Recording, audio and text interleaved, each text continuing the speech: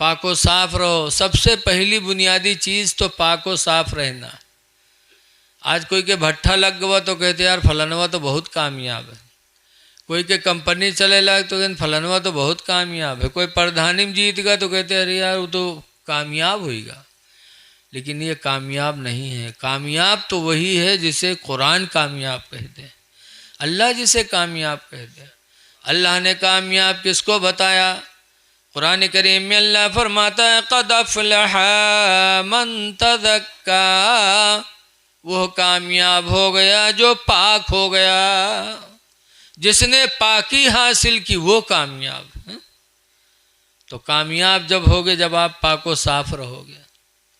खड़े खड़े होकर पेशाब न करो, पेशाब करो तो पानी ज़रूर ले लो, इसलिए कि पेशाब से न बचना ये अज़ाब कब्र का सबब है। हदीस पाक में है मर्रा रसूलुल्लाह सल्लल्लाहु अलैहि वसल्लम भी कब्रैन, सरकार दो कब्रों से गुजरे। फ़क़ाल इन्नहुमा युअज़्ज़िबान, तो सरकार ने फरमाया लोगों ये दोनों कब्र वाले अज़ाब दिए जा रहे हैं। ये नबी का इल्म गैब है। कोनो वहाबियों को बुला ले जाओ कब्रस्तान पर देखा कहा बताओ ये कब्र में का होते तो बताई पई। कहीं उन्होंने इंसान हम इंसान। अल्लाह ने मेरे पैगंबर को इल्म गैब अता फरमाया था। फरमाया इन्नहुमा युअज़्ज़िबान, बेशक ये दोनों कब्र वाले अज़ाब दिए जा रहे हैं। और किस वजह से अज़ाब दिए जा रहे हैं मेरे नबी ये भी जानते हैं। फरमाते ला यस्तंज़िहु मिनल बउल, ये कब्र वाला पेशाब की छींटों से नहीं बचता था। और दूसरे के बारे में फरमाया काना यमशी बिन नमीमा, और ये कब्र वाला चुगली खाया करता था। ये चुगली खाने की वजह से अज़ाब कब्र में मुब्तला है, और ये पेशाब की छींटों से न बचने की वजह से अज़ाब कब्र में मुब्तला है। पता चला है नौजवानों खड़े खड़े होकर पेशाब न किया करो, बग़ैर पानी के पेशाब न किया करो, पाको साफ रहो ताकि अज़ाब कब्र से भी बच जाओ और तुम्हारा दीन भी हासिल हो जाए। हुज़ूर फरमाते अत्तूरु निस्फुल ईमान, पाक रहना आधा ईमान है। आधा ईमान तो पाकी में है। इसलिए आप हज़रात से गुजारिश है पाको साफ रहो। खुदा जाने किस वक्त बुलावा आ जाए तो जाओ तो कम से कम पाको साफ हो करके जाओ। पाको साफ रहो, और पाक साफ रहोगे तो दूसरे इंसान आपसे मोहब्बत करेंगे। पाकी मोहब्बत का ज़रिया है। आज जो भी आदमी साफ़ सुथरा होता है, लड़का साफ़ सुथरा होता है तो लोग उसके करीब बैठते हैं। कोई के घरे जाओ मेहमानी में, यहाँ हो के घर से कोनो नानमून लड़का निकले साफ़ सुथरा तो देखा जाता है उसको गोदी में भी मेहमान लेता है, कभी चुम्मा लेता है, कभी प्यार करता। साफ़ सुथरा लड़का निकलत है तब। और घर में ऐसे ही मेल लड़का निकले जी के नाके बुल्लू बुल्लू बहाए तो के कोई चुम्मा ली है? बताओ। पाकी इंसान की फितरत में दाखिल है, लेकिन समझ में नहीं आता। आज हमारी बहुत सी माँ बहनें जई हैं मदरसा में, कहे मौलाना साहब तेने कुछ बना दो। पूछो कहा बात? कहे हमरे गुडवा कब्बा के तो हमरे ऊपर निगाहें नहीं उठत है। अब बताओ महीना नहाई हो ना तो निगाह उठी है? बनी रही हो मई लाइन कुचई लाइन तो क्या आदमी निगाह उठाएगा? ऐ मेरी माँ बहनों, तुम पाको साफ घर में रहो ताकि अल्लाह की रहमत तुम्हारे घर में नाजिल हो। हदीस पाक में नबी तलहता काला काला रसूलुल्लाह, हज़रत अबू तलहा से रवायत है, फरमाते अल्लाह के नबी ने इरशाद फरमाया ला तदखुलुल मलाइकतु बैतन, सरकार फरमाते हैं ऐसे घर में रहमत के फरिश्ते नहीं जाते। किस घर में? फीहे सुवरुन व कलबुन व जुनबुन, जिस घर में कोई फोटो लगा हो, जिस घर में कोई कुत्ता हो और जिस घर में कोई नापाक आदमी हो, उस घर में रहमत के फरिश्ते नहीं जाते। इसलिए घरों को साफ सुथरा रखो, खुद पाको साफ रहो तो रहमत के फरिश्ते आएंगे तो अल्लाह की रहमत उनके वसीले से आपको मिलती रहेगी। इसलिए हमेशा पाक रहने की कोशिश करो और पाक रहने के बाद जब नमाज का वक्त आए तो नमाजों की अदायगी करो। अल्लाह के रसूल से मोहब्बत है। आप सब कहे तो आशिक आला हजरत, मसलक आला हजरत, और मसलक आला हजरत उसी को हासिल होगा जिसके दिल में नबी की सच्ची मोहब्बत होगी। और मोहब्बत रसूल जब ही मानी जाएगी जब वो अपने नबी को सुकून पहुंचाएगा। नबी फरमाते जो इलत कुर्रत ऐनी फिस्सलाह, फरमाते हैं मेरे आँखों की ठंडक नमाज में रख दी गई है कि जब कोई मेरा उम्मती नमाज पढ़ता तो मेरे आँखों को ठंडक मिलती है। ऐ सुन्नी मुसलमानों, नमाज पढ़ कर के अपने नबी की आँखों को ठंडक पहुँचाओ। नमाज छोड़ रहे हो। हदीस पाक में अस्सलातु इमादुद्दीन, नमाज दीन का खंभा है। फमन अकामा फ़क़द अकामद्दीन, तो जिसने नमाज पढ़ा उसने दीन का खंभा गाड़ दिया। नमाज पढ़ कर के दीन को मजबूत करो। वमन तरकहा फ़क़द हदमद्दीन, और जिसने नमाज छोड़ा उसने दीन को ढा डाला। बेनमाजी दीन को ढाता है, मेरे नबी फरमाते, और नमाजी दीन का खंभा गाड़ता है। इसलिए लोगों नमाज पढ़ो, खुदा जाने किस वक्त बुलावा आ जाए। हाँ? मौत को डरो, कब्र को डरो। आला हजरत फरमाते हैं हाय गाफिल वो क्या जगह है जहाँ, हाय गाफिल वो क्या जगह है जहाँ, पांच जाते हैं चार फेरते हैं।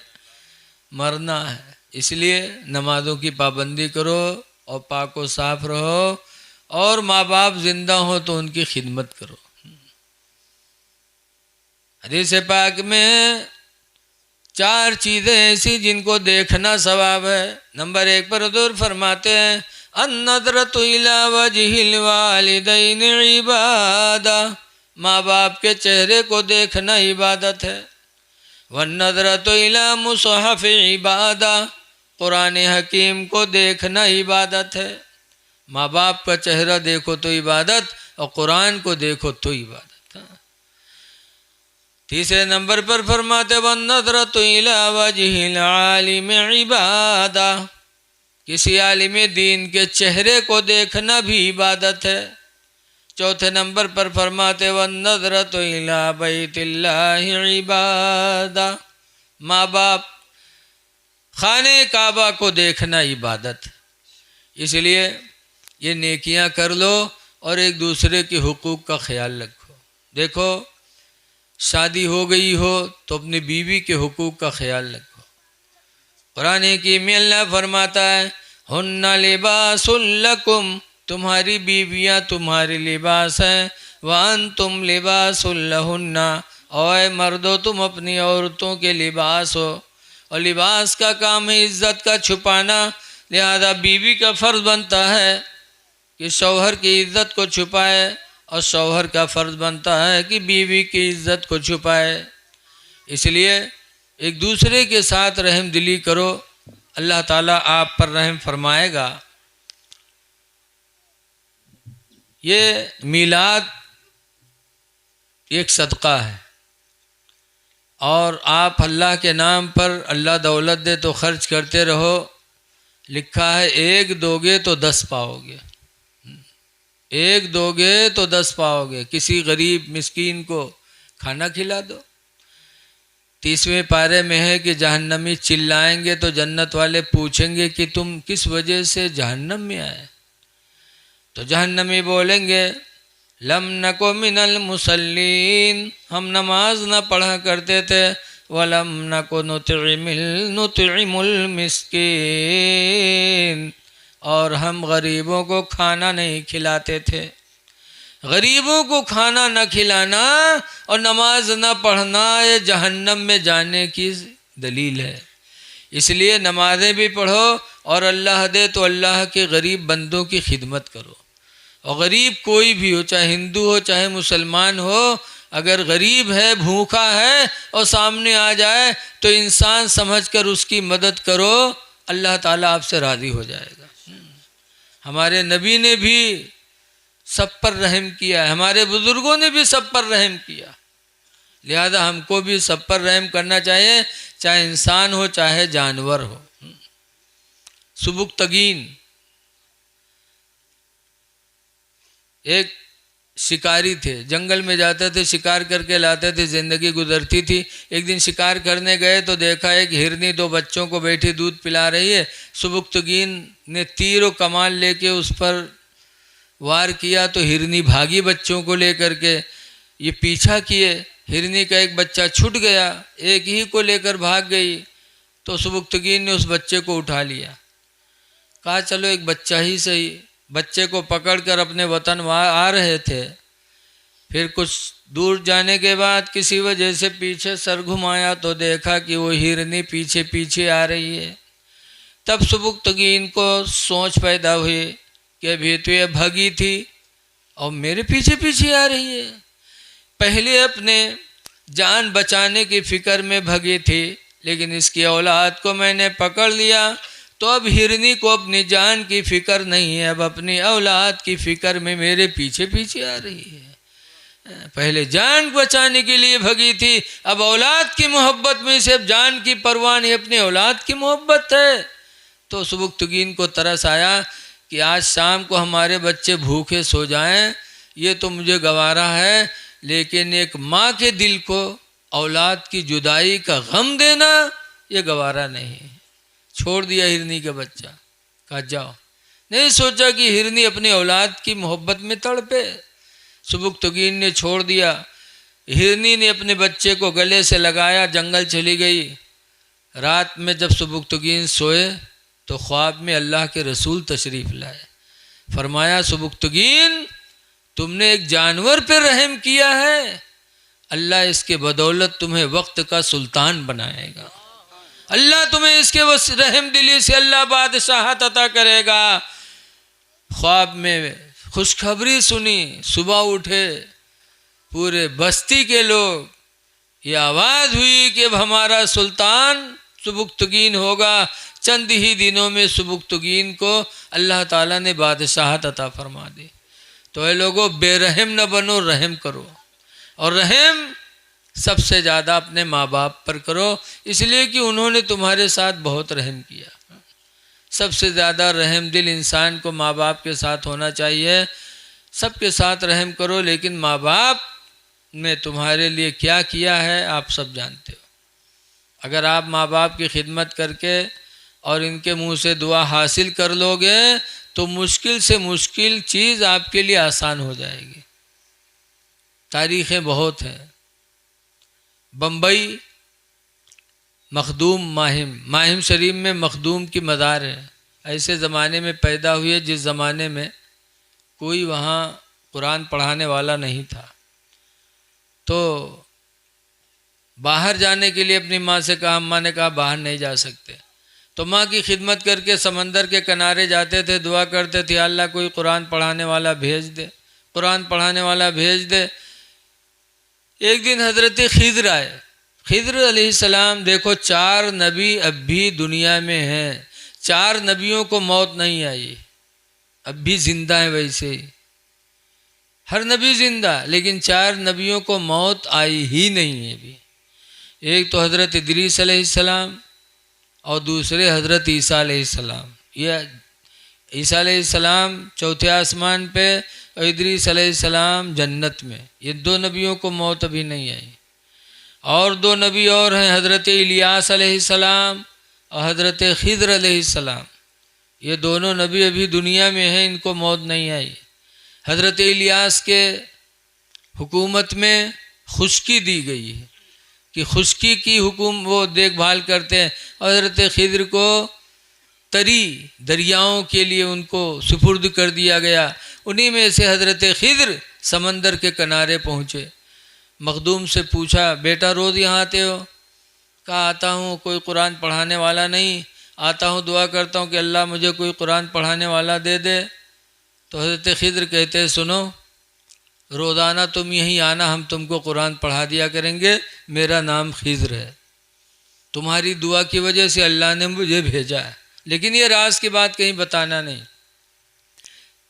मखदूम शाम को घर गए, बड़ी खुशी सुबह जल्दी उठे, खुशी खुशी निकलने लगे। माँ ने कहा बेटा आज बहुत खुश नज़र आ रहे हो, क्या बात है? कहा अम्मा एक राज की बात है, न पूछो। कहा राज की बात? मैंने पूछूं? क्या मखदूम मेरे अलावा दुनिया में तेरा कोई और करीबी है? मैं तेरी माँ हूँ, तू कहता राज की बात न पूछो, मुझसे नहीं बताएगा, किससे बताएगा?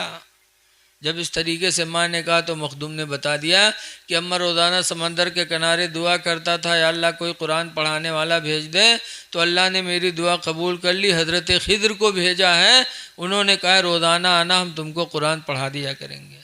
वो आते हैं पढ़ाने, कहा जा जाओ बेटा जल्दी जाओ। अब वहाँ गए तो पूरा दिन खड़े रहे, खिज़र अलैहिस्सलाम नहीं आए।